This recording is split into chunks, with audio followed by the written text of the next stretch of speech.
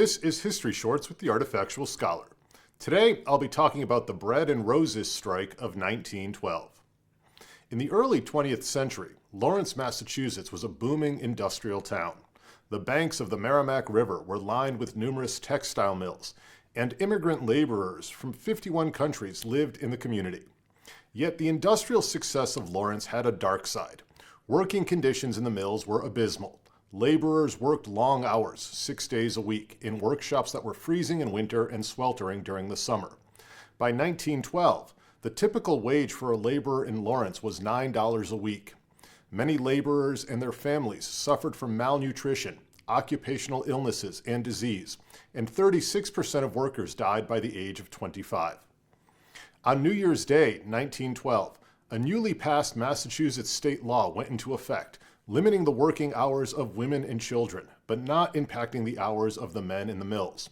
The mill owners, in an effort to maintain their profits, decided to cut the workers' wages.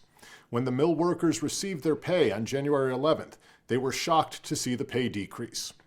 In response, a group of Polish women weavers at the Everett Mill walked away from their looms and marched through the streets chanting in protest.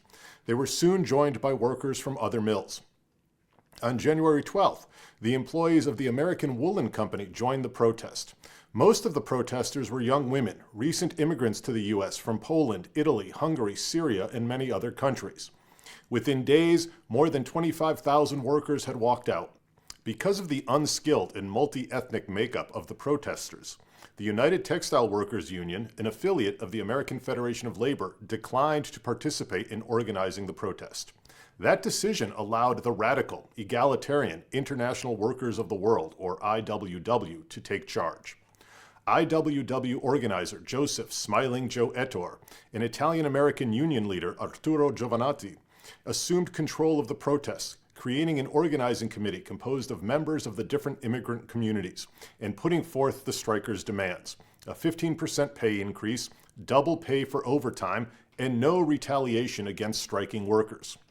National labor organizers William Big Bill Haywood and Elizabeth Gurley Flynn soon lent their support and skills to the strike, coordinating relief efforts for the strikers and shaping strategy.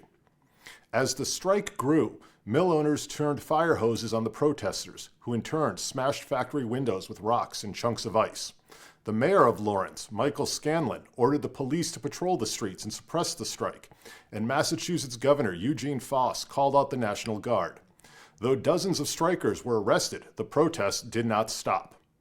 On January 29th, a confrontation between police and protesters turned deadly when Anna Lopizzo, a striking worker, was shot and killed by police.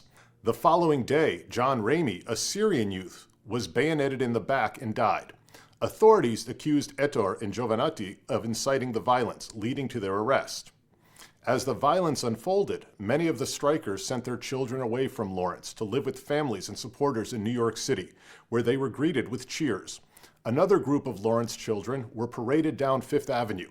The exodus of children garnered national attention and sympathy for the striking workers.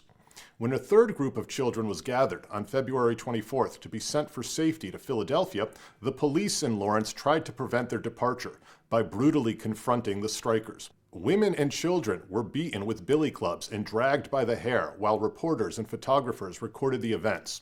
The incident increased public support for the workers, sparked congressional hearings, and drew the concern of First Lady Helen Taft.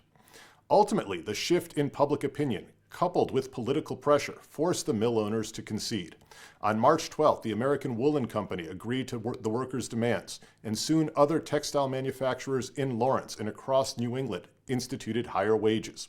The children who had been sent away returned to Lawrence at the end of March. Ettore and Giovannitti were tried and acquitted in November 1912. The outcome of the Bread and Roses strike inspired similar protests in the following years. Sadly, those other strikes were not as successful. This has been History Shorts. Thanks for watching.